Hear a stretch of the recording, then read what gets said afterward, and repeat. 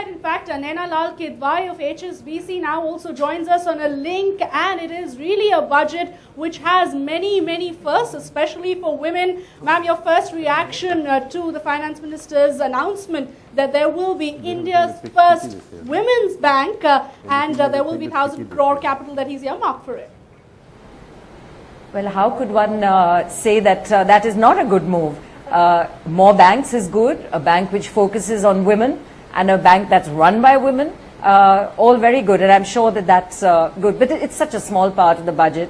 I think he did it with the intention of playing to the gallery, and he certainly got that attention. Nana, they're looking for a CEO. That bank is looking for a CEO, Nana. Obviously, you know I need a job, Pranoy.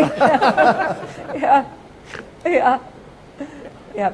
But I think I've just come out of a room, Pranoy, which had a lot of industry present at FICCI. And the view, I think, was one that the budget is it's a responsible budget. It could have been worse. But I haven't really had time to work out the math, which is puzzling me, because the expenditure side is clearly up. It's up maybe as much as 12 to 15%. The revenue side, through the surcharges, he mentioned is about 13,300, I think, up on the direct taxes and another 4,700 on indirect. The math is not matching up. Is that going to lie on the disinvestment, which he didn't even mention, which was surprising, or telecom receipts? I mean, where is this gap going to actually be closed to achieve the 4.8 for the next year that he has clearly suggested is still the target? So we do really need to look, as usual, at the fine print before we rejoice. But I think, given the tightrope act that he was having to walk, and someone had asked me how I would caricature Chidambaram before we went in, and I had said PC Sarkar.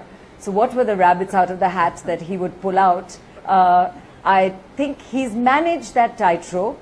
There'll be some disappointment. I think from FICCI's standpoint, we didn't want him to tinker with taxes at all at this time. But what he's done is the promise to surcharge. It is just for a year. And the impact, even on the individual front, is, I think, at some 42,000 people, rather than what we feared, that it would hit the middle class if he raised taxes across the board, is good. The capital infusion into banks, welcome step? Yeah. Pranoy, I have said and said often on your channel too, that I just don't see why taxpayer money needs to go into shoring up banks that can take money very readily from the capital markets. So I think the time has come for government to really look at why it needs to own 70% of the banking sector. The fact that we own 70% of the banking sector through government is why we have to put 12,000 crores and 14,000 crores per year. Money which would have been better spent in some of the packages and schemes which clearly need attention. So I hope that gets reviewed, that we sometimes take a decision that we only own or need to own 3 or 4 banks in the public sector and allow others to go to the capital markets to raise what they need. Right. But of course, given Basel III, these banks do need money, and that assurance had to come from somewhere. All right, Mrs. Kidwai, I remember speaking to you in Davos, and what you had actually said was that this budget is one that you have huge expectations of, and that it would be a shame if we miss the bus. In short, are you disappointed with the budget? Do you think it's a lost opportunity? No, because a lot of what industry needs is really outside the budget, and what I take heart from is both the economic survey and indeed the opening comments of the finance minister for this budget lay around growth, and the fact that growth needed to return, and growth is what helps financial inclusion. Sometimes the debate can be about growth versus equity.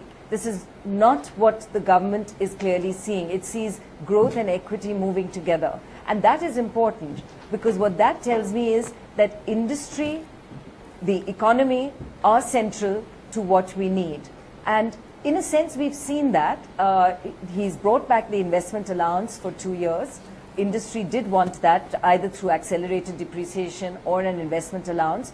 it runs counter to the general thinking in government, which was not to give specific exemptions, but the desire here to actually kickstart investment is clearly felt.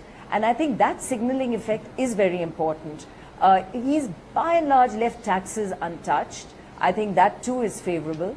I was in discussion with some of our members who are present at FICCI today on some sectors which are disappointed.